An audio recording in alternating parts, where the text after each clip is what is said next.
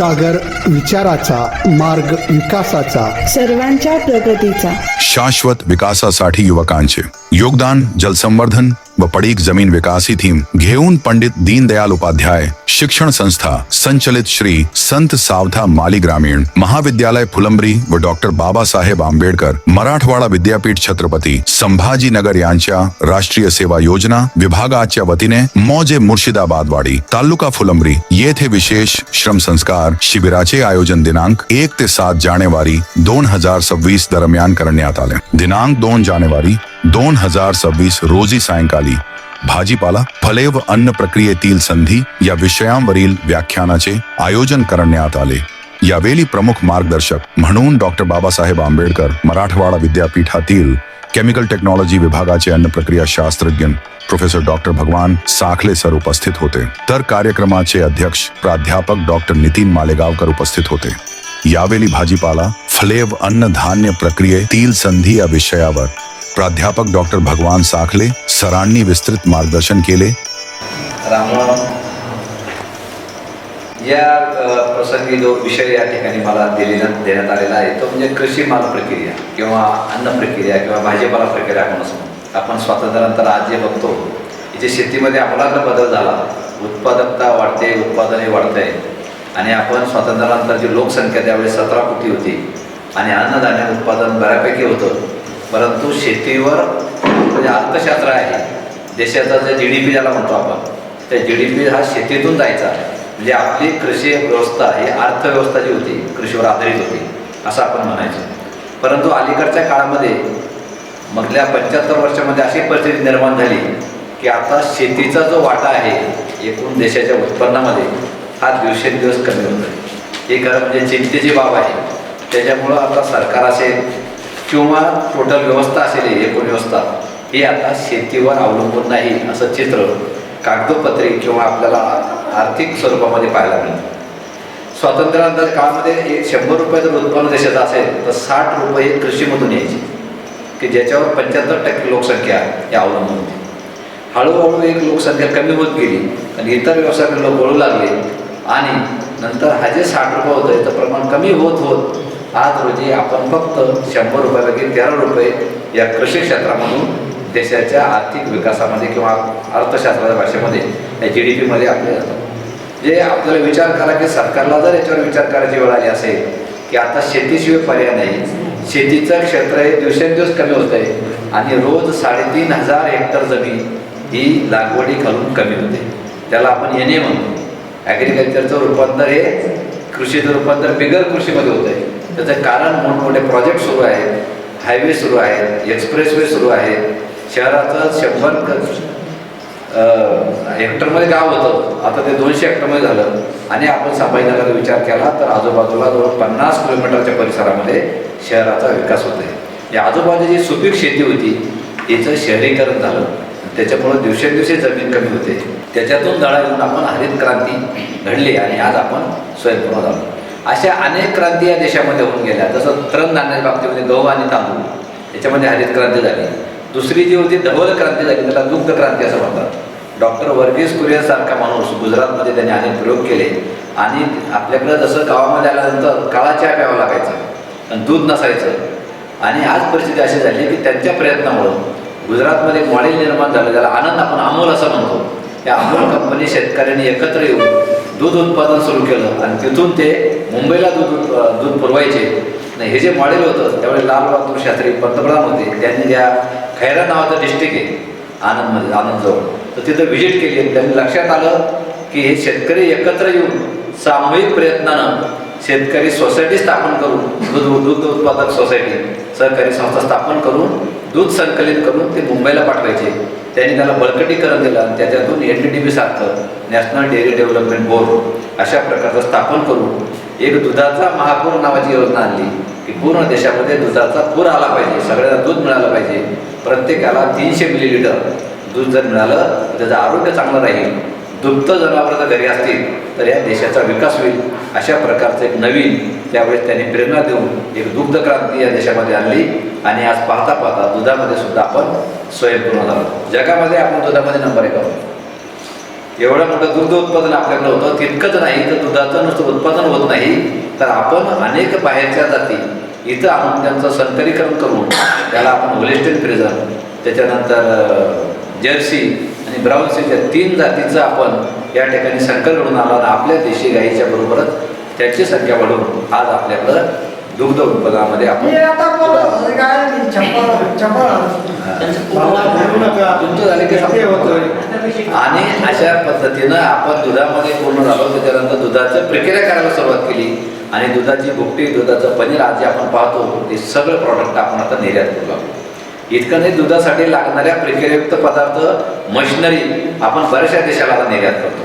म्हणजे आपण त्या क्षेत्रामध्ये स्वयंपूर्ण झालो. पहिलं कडधान्यामध्ये स्वयंपूर्ण झालो म्हणजे प्रत्येक मागेल त्याला आता 25 किलो धान्य याच्या अन्न सुरक्षा अभियानाअंतर्गत प्रत्येक नागरिकाला कमीत कमी 25 किलो कुटुंबाला मिळेल एवढं आपल्याकडं अन्नधान्य साठा आहे. आणि सलग जरी दुष्काळ पडला 5 वर्ष 10 वर्ष तरी आपल्याकडं एवढा अन्नधान्य साठा आहे. तर आम्ही बफर स्टॉक म्हणतो.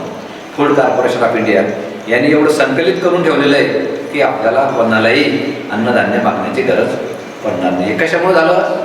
शेतकऱ्यांच्या जीवावर शेतकऱ्यांनी अनेक प्रयोग केले, नवीन नवीन शोध लागले आणि आपण शेतीमध्ये आधुनिक तंत्रज्ञानाचा वापर सुरू केला आणि उत्पादकता वाढवली. हा एक प्रयोग झाला. दुधाचा एक प्रयोग झाला. तिसरं महत्त्वाचं तेलबियाच्या बाबतीमध्ये, ज्याला पीतक्रांती असं म्हणतात, की आपल्याकडं खाद्यतेलाचा चांगल्यापैकी पुरवठा होता. आपल्या खाद्यतेलाचा वापर वाढत चालला. प्रति माणशी किंवा प्रति व्यक्ती वर्षाला आपण 14.5 किलो तेल खातो. हे देशाचं स्टॅटिस्टिक आहे. आजही आपण एकूण उत्पन्न जेवढे आपलं त्याच्या जवळजवळ 1 लाख कोटी रुपयाचं खाद्यतेल आपण आयात करतो. आयात कुठून करतो? Malaysia, Australia. मलेशियाची पूर्ण इकॉनॉमी किंवा अर्थशास्त्र या खाद्यतेल पाम ऑइल आपल्याला ते पुरवतो आणि तिथून आपण दरवर्षी 145 लाख टन खाद्यतेल आपण आयात करतो पाम ऑइलच्या स्वरूपामध्ये. खाद्यतेल फक्त आपल्याला खायला लागतं असं नाही, तर फार्मास्युटिकल इंडस्ट्रीला सुद्धा लागतं. आणि त्याच्यामुळं पहिला नंबर 1 सोनं आपण आयात करतो, दुसरं पेट्रोल डिझेल आयात करतो आणि तिसरं खाद्यतेल आयात करतो.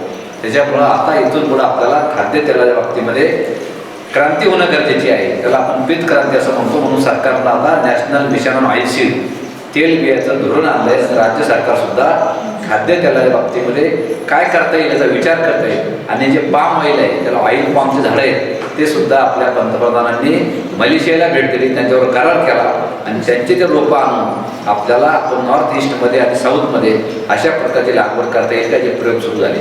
एवढा कृषीप्रधान जरी म्हणत असलो तरी आपण खाद्यतेलाच्या बाबतीमध्ये स्वयंपूर्ण नाही. त्याच्यासाठी आपल्याला आता शेतकरी बांधवांना विनंती आहे की सरकार तुझं धोरण आखतंय की तेल बियाला काही सबसिडी देता येईल का, खाद्यतेलाचा वापर कमी करता येईल का, किंवा इतर जे स्रोत आहेत हे शोधता येईल का. अशा प्रकारची ही क्रांती आहे. याच्यामध्ये आपल्याला काम करणं गरजेचे, उत्पादकता वाढवणं गरजेची आहे.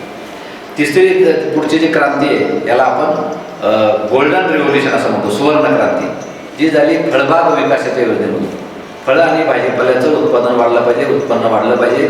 म्हणून आपल्याकडं 1980 पासून नॅशनल हॉर्टिकल्चर बोर्ड असं एक आपल्याला राष्ट्रीय फळबाग मिशन हे स्थापन झालं दिल्लीमध्ये. आणि त्यांनी ठरवलं की आपण पारंपरिक पिकं घ्यायचो, त्याच्यावेळी आपल्याकडं फळबाग लागवड झाली पाहिजे. त्यावेळी लोक वेड्यात करायचे की एवढ्या मोठ्या शेतामध्ये काय 50 आणि 100 झाडं लावायची. आपल्याला त्यावेळी तूर, ज्वारी, बाजरी लागवड करायची सवय होती. परंतु त्यावेळेस कृषी मंत्री शरद पवारांनी एक योजना आणि फळबाग विकास योजना, त्याला सबसिडी सुरू केली आणि फळबागाची लागवड सुरू झाली. पाहता पाहता 1990-95 पर्यंत आपण फळबागेमध्ये एवढे यशस्वी झालो. डाळिंब असेल, केळे असेल, आंबा असेल, काजू असेल, अनेक फळपिकांमध्ये आपण आघाडीवर आहोत. आणि आज जगामध्ये आपण 2ऱ्या नंबरवर फळबाग उत्पादनामध्ये आहोत. भाजीपाल्यासुद्धा दुसऱ्या नंबरवर. आपल्या पुढं चायना आहे, चीन आहे. आणि आता आपल्याला कोविडमध्ये लक्षात आलं असेल की फळाचा आणि भाजीपाल्याचा आहारामध्ये जो समावेश आहे हा जर वाढला तर आपण आजारी पडणार नाही, कोविडसुद्धा आपण परतून लावू शकतो. म्हणून 2021 हे वर्ष आंतरराष्ट्रीय स्तरावर हे फळं आणि भाजीपाल्याचं लागवडीचं वर्ष आणि त्याचा आहारात समावेश करण्यासंबंधीचं युरोपियन संघाने जाहीर केलं आणि जगभर हे वर्ष आपण साजरं करतोय. म्हणजे अनेक कृषी विभाग आपल्याला सुद्धा कार्यक्रम झाले असतील की प्रत्येकाने आहारामध्ये 80 ग्राम फळं खाल्ली पाहिजे आणि 350 ग्राम भाजीपाला खाल्ला पाहिजे. एवढं जर आपण आहारात रोज जर खाल्लं तर आपल्याला कुठल्याही प्रकारचा आजार किंवा कुठल्याही प्रकारचा संसर्ग होणार नाही. आणि हे तेव्हापासून आपण सुरू केलं, त्यामुळे प्रतिकारशक्ती वाढते. त्याला आम्ही संरक्षण अन्न असं म्हणतो. म्हणून फळं आणि भाजीपाला हा नाशवंत स्वरूपाचा आहे, हंगामी स्वरूपाचा आहे. त्याचं जर आपल्याला टिकवायचं असेल तो काही तासामध्ये खराब होतो. आपण पाहतो की अनेक भाव पडतात आणि भाव पडले की शेतकऱ्यांना काढणं सुद्धा परवडत नाही. टोमॅटोची परिस्थिती आपण तशी पाहिली. अनेक लोक त्या टोमॅटो फेकून देतात आणि तोच टोमॅटो 120 रुपये किलोनं सुद्धा विकला जातो. म्हणजे कृषी पाळामध्ये एवढं व्हेरिएशन आहे किमतीमध्ये, जे 0 पैशापासून तर 120 रुपये किलो. तेच कांद्याच्या बाबतीमध्ये, तेच तुमच्या मेथी पालकाच्या बाबतीमध्ये. तर आता आपल्याला हरित क्रांती झाली, सर्व क्रांती झाली, तर उत्पादनावर परिणाम झाला आणि उत्पादन एवढं वाढलं की मात्र शेतकऱ्याचं उत्पन्न वाढलं नाही, उत्पादन वाढलं. अनेक फळबाग नाशिकजवळ मोहाडी नावाचे गाव, तुम्ही यूट्यूबवर पाहू शकता. विलास शिंदे नावाचे ग्रस्त आहे. एक शेतकरी आहे, 2-4 एकर शेती असलेला शेतकरी आहे. त्यांना असे द्राक्ष बागायतदार एकत्र केले. तो राहुरी कृषी धरून त्यांना बीटेक ॲग्रिकल्चर इंजिनिअरिंगचं शिक्षण घेतलं आणि शेतकऱ्यांना एकत्र येऊन द्राक्षाची लागवड केली. असं करून त्यांनी निर्यातीला सुरुवात केली. 2-4 एकर जागा घेतली, तिथं सगळे पॅकिंग सुरू केली. पहिले 2 कंटेनर त्यांचे रिजेक्ट झाले आणि त्यांना मोठा फटका त्यावेळेस बसला आणि नंतर त्याच्यातून सावरून त्यांनी शेतकऱ्यांना हॉलंडला गेले, तिथले मार्केट समजून घेतलं आणि तिथं निर्यात सुरू केली. आज पाहता पाहता जगामध्ये जेवढे द्राक्षादार निर्यात होतात 23% वाटा एकट्या भारताचा आहे आणि त्याच्यामधला जवळजवळ 80% वाटा या सह्याद्री फार्मर प्रोड्युसर कंपनी, शेतकऱ्यांनी एकत्र येऊन स्थापन केलेली कंपनी, ज्याचे सगळे भागीदार शेतकरी आहेत. शेतकऱ्याचा नफा होतो, शेतकऱ्यांना वाटून दिला जातो. आज त्या कंपनीची उलाढाल 2000 कोटी रुपयाची आहे. किती? 2000 कोटी रुपयाचे. शेतकरी पायी यायचा, बैलगाडीने यायचा, आज शेतकरी 4 व्हीलरमध्ये येतो. 28,000 शेतकऱ्यांचा तो एकत्रित गट झाला आणि आज पहिली कंपनी शेतकऱ्यांनी एकत्र येऊन शेतकऱ्यांसाठी स्थापन केलेली एक कंपनी आहे. त्याच्यामुळे शेतकरी जोपर्यंत मालक होत नाही, जोपर्यंत कारखानदार होत नाही, तोपर्यंत शेतीला चांगले दिवस येणं अवघड आहे. केवळ फक्त उत्पादन करून चालणार नाही, तर शेतकऱ्याचं उत्पन्न दुप्पट झालं पाहिजे, डबल झालं पाहिजे. याच्यासाठी केंद्र सरकारनं अनेक योजना सुरू केलेल्या आहेत. तर या मोहाडी गावाला जाऊन आपण एकदा सर्व शेतकरी बांधवांना पाहिलं की शेतकरी काय करू शकतो, त्यासाठी संघटित होणं, एकत्रित येणं गरजेचं आहे. व्यक्तिगत शेतकरी एकटा काही करू शकत नाही आणि सरकारने सुद्धा धोरण आता आणलं, शेतकरी उत्पादक कंपनी स्थापन करायचं. हे त्यांनी 2011-12 सुरू केलं. तर आपल्याला असं काही करता येईल का? आता जे PMFME नावाची स्कीम आहे, पंतप्रधान राष्ट्रीय अन्न प्रक्रिया योजना, पूर्वी पोखरा होती, ती योजना आली. त्या योजनेअंतर्गत तुम्हाला 10 लाख रुपयापर्यंत सबसिडी आहे. तुम्ही तुमच्या भागातलं, आपल्या जिल्ह्यातलं जे काही प्रॉडक्ट असेल त्याला ODOP म्हणतात, 1 डिस्ट्रिक्ट 1 प्रॉडक्ट. पण त्याची त्यांनी मर्यादा हटवली आणि आता आपल्याला कुठल्याही एका पिकावर तर आपल्याला कुठल्याही प्रकारचा उद्योग आपल्याला सुरू करता येऊ शकतो. अशा अनेक योजना या अन्न प्रक्रिया उद्योगामध्ये सुरू झालेल्या आहेत. व्यक्तिगत स्वरूपाच्या आहेत, बचत गटाच्या स्वरूपामध्ये आहेत. शेतकरीने एकत्र येऊन कंपनी स्थापन करून ती करता येऊ शकतात. तर आता फक्त मी आपल्याकडचं जो विषय ते भाजीपाला प्रक्रियेचे उदाहरण तुम्हाला सांगेन की आपल्याकडे बरेचसे भाजीपाला, मेथी असेल, कोथिंबीर असेल, पालक असेल, कुठलेही भाजीपाला घ्या, त्याच्यामध्ये पाण्याचं प्रमाण 80 ते 90% असतं. त्याच्यामुळे तो खराब होतो आणि एकदा सीझन आला की त्या काळात खूप उत्पादन होतं आणि मागणी जी असते ती मागणी मर्यादित असते. समजा आपल्या शहरामध्ये दररोज 5 क्विंटल कोथिंबीर पाहिजे असेल, तुम्ही जर 10 क्विंटल दिली तर कोणी जास्त काही खाऊ शकत नाही. मग त्यावेळेस काय होतं, मागणीपेक्षा पुरवठा जास्त झाला की भाव पडतात आणि भाव पडले की आपल्याला बेभाव ते फेकून द्यावं लागतं किंवा स्वस्तात विकून टाकावं लागतं. आणि जर सकाळी ठेवली की संध्याकाळपर्यंत भाजीपाला नाशवंत आहे. तर त्याला जर आपण प्रक्रिया केली, प्रक्रिया कोणती करायची? एकदम सोपी प्रक्रिया की जी तुम्हाला आपल्या वडिलोपार्जित माहिती आहे. आपल्या आजीसुद्धा हरभऱ्याची भाजी वाळवायची, बोरं वाळवायची आणि साठवून ठेवायची आणि जेव्हा पाहिजे तेव्हा करायची. याचं साधं तंत्रज्ञान आहे. त्यातलं पाणी जर काढलं तर त्याचं आयुष्यमान वाढतं. त्याला आपण वाळवण्याची प्रक्रिया करतो. अनेक आपण धान्य वाळवतो. तसंच भाजीपाला जर वाळवला तर हा भाजीपाल्याचं आयुष्यमान जे घंट्याभर आहे की 1 तास 2-4 तासाचं आहे ते 1 वर्षभर टिकतं. आणि त्यातलं पाणी कमी झाल्यामुळं वजन कमी होतं. 100 किलो भाजीपाला जर वाळवला तर तो 15 ते 16 किलो होतो. विचार करा, एवढा भाजीपाला असेल तो फक्त एवढा होतो. त्याला पॅकिंगला सोपं. आणि आपण बऱ्याचशा जगामध्ये असे देश आहेत की जिथे हा भाजीपाला उत्पादन होत नाही. वाळवंट आहे, मिडल ईस्ट पाला आपण आखाती देश, फक्त वाळवंट आहे, ते तेलाच्या खाणी कुठलाच कृषीमाल उत्पादन होत नाही. अशा अनेक देशात, भारतच आहे किंवा असा देश आहे की आपल्याकडे सगळ्या प्रकारचं हवामान आहे, सगळ्या प्रकारची पिकं आहे, जम्मू काश्मीरपासून तर कन्याकुमारीपर्यंत सगळ्या प्रकारचं हवामान आहे. आपण सगळे अन्नधान्य, फळं, भाजीपाला, मसाले सगळं पिकू शकतो. तर तसं वातावरण जगात दुसरीकडे कुठंच नाही. तर त्याचा फायदा घेऊन आपण अशा प्रकारचे तर आपण हे जर पाठवले तर आपल्याला 2 पैसे अधिक मिळू शकतात. त्याची एक साधी प्रक्रिया मी तुम्हाला सांगतो. तर मी तुम्हाला मेथीचं एक साधं उदाहरण देतो. मेथीची जोडी सध्या तेवढे डाऊन आहे की 5 रुपयाला 2 मेथी जोडी मिळतात. पण तुम्ही जर प्रक्रिया केलेली मेथी जर पाहिली तर 450 रुपये किलो. किती तुम्हाला एव्हरेस्ट कंपनीची वाळलेली मेथी मिळेल, सह्याद्री कंपनी मिळेल, हिमाद्री कंपनीची मिळेल, बादशाह मसाल्याची मिळेल. तुम्ही जर कुठल्याही डीमार्टला गेला, सुपर मार्केटला गेला, तुम्हाला आपल्या संभाजीनगरला सुद्धा वाळलेली मेथी मिळते जी 450 रुपये किलो आहे. आणि मग वाळवायची कशी, जी आपल्याला मातीमूलपणे भाव येतो, त्याला काहीही भाव नाही, असे जर भाजीपाला आपण आपल्या गावच्या पातळीवर वाळवला तर वाळवण्यासाठी काय प्रक्रिया, थोडक्यात तुम्हाला ही भाजीची कशी वाळवतात, तंत्रज्ञान काय आहे, याला निर्जलीकरण तंत्रज्ञान असं म्हणतात. त्याला जर पाणी काढायचं हलकं होतं आणि त्याचं जर तुम्ही पावडर केलं, दळलं, बलवरायला केलं, तुम्हाला इन्स्टंट सूप करता येईल. आपण गेलो तर लेमन कोरिएंडर सूप मागतो, तर प्रत्येक वेळेस काय तो हॉटेलवाला येऊन काय तुम्हाला फ्रेश मेथी आणून किंवा फ्रेश कोणी करत नाही. त्याला पावडर फॉर्ममध्ये असतं. पाणी उकळायचं, त्यात एक चमच्यावर टाकायचं, सूप तयार होतं. टोमॅटोची सुद्धा पावडर मिळतं, टोमॅटो सूप तयार करते. मी स्वतः इस्रायलला 1 महिना होतो, स्पेनला गेलो होतो. तर तिथं सगळ्यात खर्च जास्त हा जेवणावर आहे. एक वेळचं जर जेवण केलं तर कमीत कमी आपल्याला 7,000 ते 8,000 रुपये तिथं लागतात नॉर्मल त्या करन्सीमध्ये. तर इथून मी सगळे आपले जे प्रोसेस प्रॉडक्ट आहेत हे जर आता सगळंच मिळतं, चहासुद्धा मिळतो. फक्त उकळतं पाणी घ्यायचं, एक सॅचेट टाकायचं, चहा तयार होतो. गिरनार कंपनीचा चहा आहे, त्याच्यामध्ये 6 प्रकारचे चहा आहेत. तुम्हाला मसाला चहा पाहिजे, अद्रक चहा पाहिजे, कुठलाही चहा घ्या. फक्त पुडी टाकायची आणि कडक पाणी करायचं. म्हणून त्या हॉटेलमध्ये आम्हाला एक गरम हीटर दिलेलं असतं, पाणी गरम करायचं, ते ओतायचं, त्याच्यामध्ये तुम्हाला टाकलं की चहा तयार होतो. आपल्यासारखा चहा तिथं तुम्हाला मिळतो. पोहे मिळतात, इन्स्टंट पोहे. घरी जवळ एका विद्यार्थ्यांनी म्हणजे असे प्रशिक्षण घेऊन इन्स्टंट पोहे तयार केले.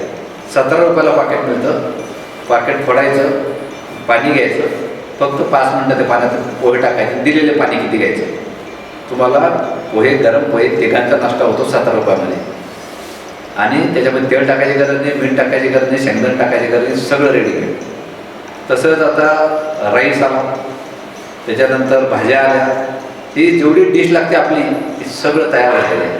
तुम्हाला फक्त गरम पाणी लागतं. अशी ह्या प्रक्रिया करण्याचे फायदे. आपली डिश कुठेही मिळते. तुम्ही अमेरिकेत जरी गेलात तर आपल्याला आपल्या अन्नपूर्णाचा आटा चपाती करून खाऊ शकतो. जगात अशी कुठली गोष्ट नाही की प्रत्येक जगामध्ये कुठल्याही देशामध्ये कुठल्याही देशाची वस्तू मिळते. त्याला देशाचं खुलीक आपण धोरण स्वीकारलेले चावलण्यापासून, त्याला आपण LPG म्हणतात. त्याला लिबरेशन म्हणजे मोकळेपणा. व्यवहारामध्ये कुठल्याही प्रकारची अडचणी, कोणत्याही देश कुठेही काही पाहू शकतो, कुठलाही देश आपण अन्नधान्य आयात करू शकतो किंवा काही करू शकतो. मोकळं केलं मार्केटाला. हे 94 पासून सुरू झालेलं आहे. त्याला WTOवर आपण साईन केली, त्यापासून देशाचा व्यापार हा मुक्त झाला. कोणत्या देशाला आपण हे जे आता ट्रम्पने मध्ये आपल्याला बंदी आणली ना, फक्त त्यात एक अट आहे की तुम्ही जे मागवणार आहे त्याच्यावर टॅक्स किती लावायचा. आता सोयाबीनचं तेल जर तुम्ही बाहेरून मागवलं, अमेरिकेने प्रचंड सोयाबीन आहे, ते तेल आपल्याला 40 ते 50 रुपये लिटर मिळू शकतं. परंतु आपला शेतकरी जगला पाहिजे, आपल्या शेतकऱ्याचं हित साधायचं म्हणून आपण त्याच्यावर टॅक्स लावून ते 100 रुपये लिटर करतो. म्हणजे तेव्हा आपल्या सोयाबीनला मागणी करतो. असे बरेच पदार्थ आहेत की ते आपल्या मार्केटपेक्षा स्वस्त आपल्याला मिळतात. परंतु सरकारचं काम असतं त्याच्यावर इम्पोर्ट ड्युटी लावायची, आयात कर लावायचा आणि आपल्या बरोबरीला लेवल करायचं. आणि अशा वस्तू पाठवायच्या की त्या तिथं जास्त महागात विकल्या जातील. तर आता या ज्या प्रक्रिया करण्याचे जे तुम्हाला एक साधं फक्त एक उदाहरण देतो मी मेथीचं, कशी प्रक्रिया करायची की ज्याच्यामुळे तुम्ही घरच्या घरी आपल्या महिला बचत गटाच्या माध्यमातून हे करू शकता. कसुरी नावाची एक मेथीची जात व्हरायटी, त्याला सेंट जास्त येतो.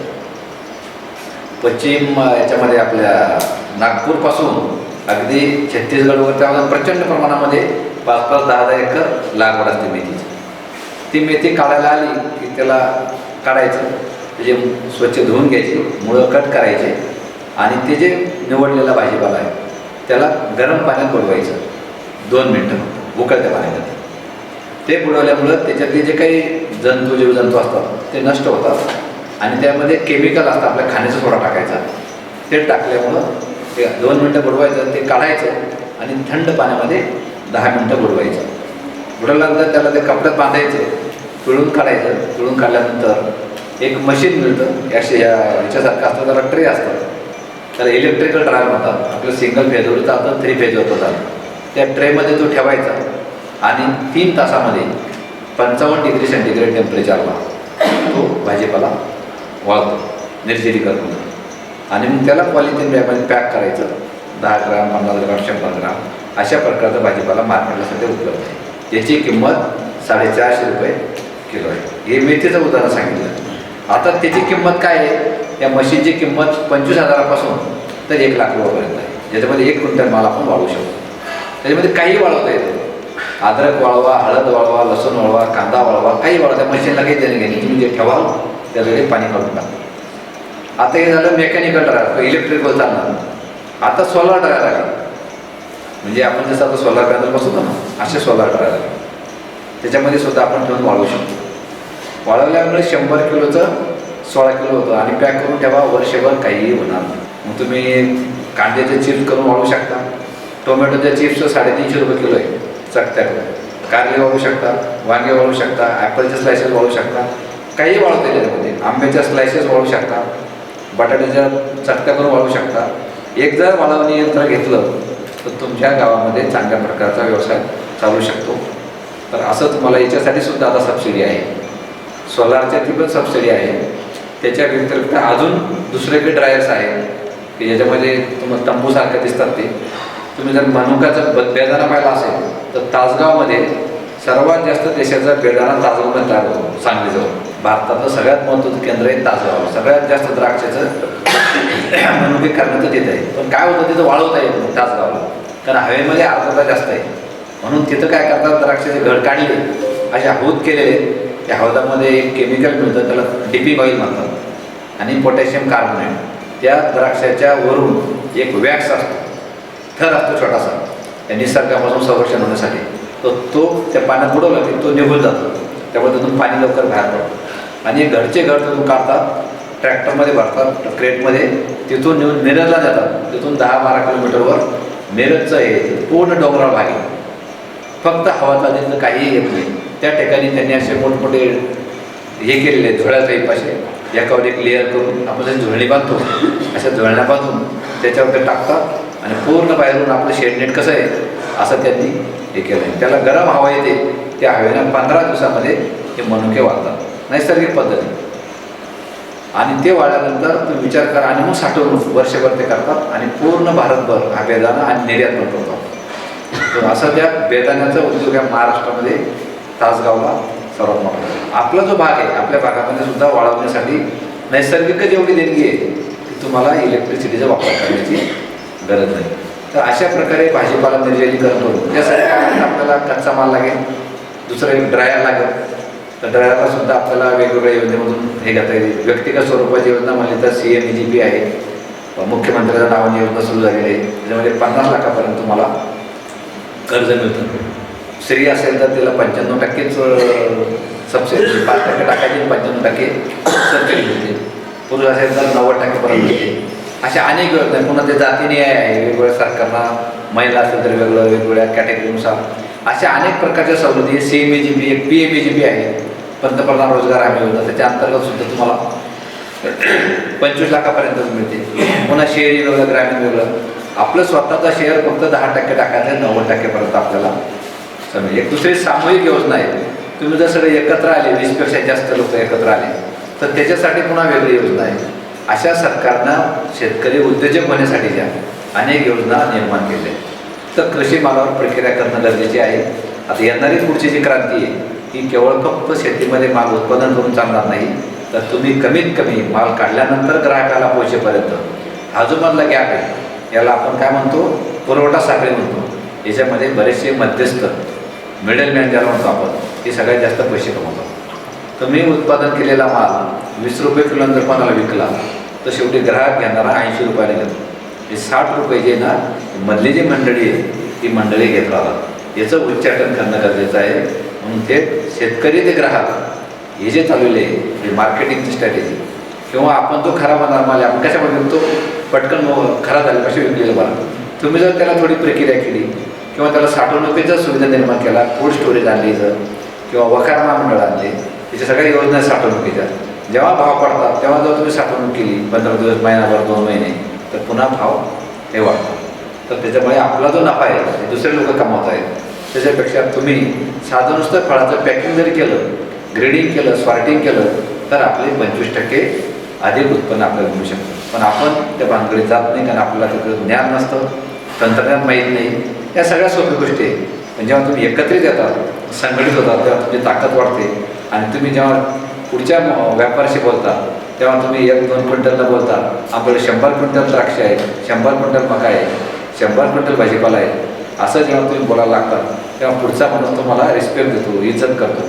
आपणही विखुरलेले 1-2 क्विंटल म्हणल्यानंतर कोणी तुमचं घेत नाही. या सगळ्या कंपन्या ज्या प्रक्रिया करणारा यांना माल टनामध्ये लागतो. आता आपल्याकडे जळगावला कांद्याची फॅक्टरी 250 टन पर आवर म्हणजे प्रति तास 250 टन कांदा प्रक्रिया केला होता. जैनचा प्लॅन शिरसुरीला आपल्याला अलीकडे साईडला आहे. 250 टन प्रति घंटा आणि सगळा निर्यात करतात. आणि मग हे कांदा कुठून येतो? मग त्यांनी शेतकऱ्यांचे गट केले, शेतकऱ्यांना बियाणे दिलं आणि पांढरा कांदा लावला. लाल कांदा चालत नाही, लाल कांदा रंगीत व्हायला लागतो. इस्रायलच्या व्हरायटी आणल्या, शेतकऱ्यांना हमी भाव दिला, 5 रुपये किलो काही असं मार्केटला 5 रुपये किलोला ठरवून दिला. आणि नंतर ज्या दिवशी ते काढतील त्या दिवशी जो भाव असेल त्याच्या 5+ त्याचा अर्धा, समजा आता 20 रुपये भाव चालू आहे तर 10 रुपये आणि पहिलं पाठ ठरलेला अजून 5 असे 10 रुपयामध्ये प्रति किलोना देतात. असे शेतकऱ्यांकडे करून त्यांना कांदा लागवड कशी करायची, खतं, बियाणं आणि पूर्ण त्याचं तंत्रज्ञान हे जैन करून शेतकऱ्यांना जर प्रक्रिया केली, तुमचा जो 10 रुपयाचा कच्चा माल आहे तो 100 रुपयाचा होईल. अजून दुसरं एक उदाहरण देतो तुम्हाला मी, आवळा कॅन्डीचं. या ड्रायरमध्ये आपण आपली कॅन्डी तयार करू शकतो. आवळ्याचं सगळ्यात महत्त्व आहे, तुम्हाला माहीत असेल. आवळ्यामध्ये सर्वात जास्त जीवनसत्व काय आहे. आयुर्वेदिकचे कुठल्याही मेडिकल तर आवळा कॅन्डी 250 रुपये किलो आहे. आवळा कॅन्डी कशी तयार करायची त्याचं प्रशिक्षण आम्ही देतो. आणि या मशीनमध्ये 1-1 क्विंटल आपल्याला कॅन्डी वाढवता येते. आवळा मुरब्बा आहे 350-400 रुपये किलो आहे. एका किलोमध्ये अर्धी पाक आहे आणि अर्धे आवळे आहेत, बरोबर आहे का नाही? अर्धे पाक आहे आणि अर्धे आवळे आहेत. म्हणजे आवळे 7 रुपये किलो आहे, 7 ते 10 रुपये किलो ठोकमध्ये जेव्हा घेतात तुम्ही. आणि एका किलो आवळ्यामध्ये 1 किलो पाक असतो. 2 म्हणजे त्याचा जर खर्च काढला तुम्ही 35 ते 40 रुपयाच्या वर प्रति किलो खर्च येत नाही. साखरेचा जरी म्हणलं अर्धी साखर असते, अर्धे आवळे असतात. 7 रुपयाचे आवळे 30 रुपये साखर, बाकीचा प्रक्रिया करायचा 40 रुपये किलो. 250 रुपये किलो ना. तुम्ही किरणचा घ्या, डाबरचा घ्या, च्यवनप्राशचा घ्या, अनेक प्रकारचे त्याच्यामध्ये कंपन्या आहेत. त्याला मरावळा म्हणतात. अशा प्रक्रिया केल्यामुळं त्या 7 रुपये आवळ्याचं मूल्यवर्धन, त्याला आम्ही व्हॅल्यू ॲडिशन म्हणतो, मूल्यवर्धन. तर शेतीमालाच्या मूल्यवर्धनाला किती प्रकारे वाढवू शकतो आपण. बाकीच्या वस्तूची किंमत ठरलेली असते. आता याची किंमत ठरलेली आहे, करायला किती लाकूड लागलं, किती म्हणाले ठरलेलं आहे. पण अन्न पदार्थामध्ये तुम्ही 10 रुपयाची वस्तू 100 रुपयाचं विकू शकता. जांभळ्याच्या बियाची पावडर करून डायबिटीज लोकांनी विकू लागली. जांभळ्याचा रस मिळत नाही, जांभळे मिळत नाही, तर जांभळाची पावडर ते याचं बियाची पावडर करतात आणि डायबिटीक पेशंट चालू करतात. आणि दर 10 लोकांमध्ये एका माणसाला डायबिटीज. आज इतके डायबिटीजचं प्रमाण आपल्याकडे वाढलं, त्याच्यासाठी लागणारं फूड, साखर कमी असलेलं फूड, असं आपल्याला प्रक्रिया करता येऊ शकतं. असे अनेक व्यवसाय आपल्याला ग्रामीण भागामध्ये आहे की ज्याचं आपण, आता तुम्हाला मक्याचं उदाहरण देतो मी. आपल्याला अहमदाबादजवळ ओढाव नावाची MIDC, तिथं मका प्रक्रिया केंद्र आहे, ज्याच्यामध्ये दिवसाला 750 टन मका प्रक्रिया केली जाते. सगळे आपल्या भागातून, त्यानंतर बिहार, कर्नाटक या 3 राज्यामधून मका जाते. मक्याची तिथं साखर तयार करतात. हे कोका-कोला, थम्सअपमध्ये जी साखर आहे ती आपल्या ऊसाची नाही, ती मक्याची साखर आहे. चॉकलेटमध्ये साखर आहे ती मक्याची साखर आहे. आणि त्याच्यापासून बारीक बारीक याचं डुकरांचं खाद्य असेल, फिशचं खाद्य असेल, मत्स्यपालनासाठीचं पोल्ट्री फीड असेल, कॅटल फीड असेल, हे सगळं मक्याचा वापर करतात. आपल्या कॉलेजमध्ये अनेक उद्योग आहेत, ते बॉक्स तयार करतात ना आपले, चिपटवायचे बॉक्स, ते बॉटल्या भरायचे. तर त्याला चिपटवासाठी मक्याचं पीठ, पाणी हे एकत्र करून, हे घट्ट करून त्याला चिपटाचा वापर करतात. आपल्याकडे जवळजवळ 150 टन महिन्याला मक्याचं पीठ लागतं. जेवढ्या बिअर कंपन्या आहेत आपल्याकडं, ते बिअर कंपन्यामध्ये ते बार्ली मारणं सातूचं पीठ लागतं, त्याच्यामध्ये 15% मकाचं पीठ टाकतात आणि आपल्याकडे जवळजवळ 15 इंटरनॅशनल बिअर कंपन्या आहेत. भारतामध्ये सर्वात जास्त बिअर संभाजीनगरमध्ये तयार होते, त्याच्या माहितीसाठी सांगतो. तिथून एक्सपोर्ट होते बिअर. एवढं आपल्या जवळ आहे, त्याच्यामध्ये मका वापरला जातो. 15% मका वापरतो, 100% ते बार्ली वापरत नाही कोणी, आणि 15%ला परमिशन सरकारचं. अशा प्रक्रिया उद्योग जोपर्यंत होणार तोपर्यंत आपल्याला मालाला किंमत मिळणार. तर अशा या वेगवेगळ्या आपल्या भागाची काही पिकं त्याच्यावर आपण जर प्रक्रिया केली तर आपण खऱ्या अर्थानं स्वयंपूर्ण होऊ. आपलं आत्मनिर्भर भारताची जर संकल्पना आहे, गावातल्या ज्या गरजा आहेत त्या गावातच जर भागल्या तर आपल्याला काही गोष्टी जाण्याची गरज पडणार नाही. तर पूर्वी जसं पद्धत होती की आपण एकमेकांकडे उसणं मागायचो, परंतु दुसऱ्या गावातून मागवत नव्हतो. आता हळूहळू सरकारने आत्मनिर्भर भारतची संकल्पना आणली, त्यासाठी बजेट ठेवलं. तर त्याचा उद्देश आहे की आपण जे काही आपल्याला लागतं ते आपणच उत्पादन केलं पाहिजे, निर्यात कमी केली पाहिजे, जे आयात कमी केली पाहिजे, निर्यात वाढवली पाहिजे. तरच आपल्या खऱ्या अर्थानं आपण स्वयंपूर्ण होऊ आणि समृद्ध होऊ. तर आता येणारी जी शेतीमधली क्रांती आहे ही आता मूल्यवर्धनाची आणि अन्न प्रक्रियेची राहणार आहे. आता उत्पादन खूप वाढलं, आता शेतीवर सुद्धा प्रेशर आहे. जमीन किती दिवस पुरणार तुम्हाला? एका हेक्टरमध्ये जेवढं उत्पादन व्हायचं, आता मी इस्रायलचं उदाहरण सांगतो, एवढा हापूस आंब्याला मागणी आहे, पण हापूस एका हेक्टरमध्ये फक्त 2.5 आपण केसर आणला हापूसचा पर्याय, पण हापूस दरवर्षी येत नाही. 1 वर्षाला तर पुढच्या वर्षी त्या झाडाला फळं येत नाही. कधी कधी 2 वर्ष सलग येतो, 2 वर्ष येत नाही. आपण केशर आणलं तर दरवर्षी येतो, पण केशरमध्ये काय प्रॉब्लेम आहे, केशरचं उत्पादन क्षमता 7 ते 8 टन आहे हेक्टरी. इस्रायलमध्ये अशा व्हरायटी पाहिल्या मी की 45 टन पर हेक्टर आहे. किती? 45 टन प्रति हेक्टर आंब्याचं उत्पादन. आपल्याकडं 3 कारखाने आहेत संभाजीनगरला, तिथं आंब्याचं घर काढलं जातं. एक आहे गेवराई तांड्याला, दुसरं आहे आपल्या शेंद्र्यामध्ये मिस्टेस फुडराईटमध्ये आंब्याचा घर. आंब्याचा पल्प घर हा 250 रुपये ते 300 रुपये किलो आहे. 12 महिने होतं डब्यामध्ये. त्याला काही फक्त एक मशीन 25-30 हजार मशीन आहे, तासाला 50 किलो आवडायचा आपला आंब्याचा रस काढायचा आणि ट्रकमध्ये ठेवायचं. एक केमिकल टाकलं की वर्षभर तो राहतो. आपल्याकडं पैठणला एक कंपनी पेप्सी नावाची, तुम्ही स्लाईस नावाचा पेय पाहिला असाल. स्लाईस तुम्ही पाहत असाल, स्लाईस मँगो फ्रुटी स्लाईस, ते पैठणला बनतं आपल्या इथं. मिनटाला 30,000 बॉटल तयार होतात. किती? 30,000 बॉटल मिनटं. ऑटोमॅटिक प्लॅन आहे, 30 एकरमध्ये प्लॅन आहे. कुठं? पैठण या वाटीशी. मल्टीनॅशनल कंपनी, बहुराष्ट्रीय कंपनी. तर तिथं एकही आंब्याची कोण आंब्याची साल दिसणार नाही तुम्हाला. ते काय करतात, आंब्याचा गर विकत घेतात आणि गरमध्ये पाणी किती टाकायचं, ॲसिड किती टाकायचं हे ठरवून बॉटल पॅकिंग मिळते. तर ते 45 रुपयाला लिटर बॉटल मिळते. त्यामुळे 10% आंब्याचं गर आहे, बाकी पाणी आणि रंग आणि ॲसिड लिंबूसातून होतं आपल्याला. अशा या प्रक्रिया उद्योगामध्ये 1200 कोटीचा व्यवसाय आहे नुसतं आंब्याचं पेयचं. माझा असेल, स्लाईस असेल, मँगो फ्रुटी असेल, ते रसना असेल, हा एकट्या आंब्याचा उद्योग सांगतो नुसतं याचं. अशा या प्रक्रिया उद्योगामुळे बाहेरच्या कंपन्यांना ऑटोमॅटिक सगळं केलेलं आहे. तर आपल्याला शेतकऱ्यांना काय करता येईल, कच्च्या मालाचं उत्पादन करणे आणि त्याला प्राथमिक स्वरूपाची प्रक्रिया करणे. भाजीपाला असेल तर फोडायचा, पॅक करायचा आणि पुढे पाठवायचा. जशा तसं विकण्यापेक्षा जर सॉर्टिंग ग्रेडिंग कटिंग करून जर विकलं तर असे एक परभणीचे शिक्षक आहे, ते फक्त सॅलड विकते पुण्याला.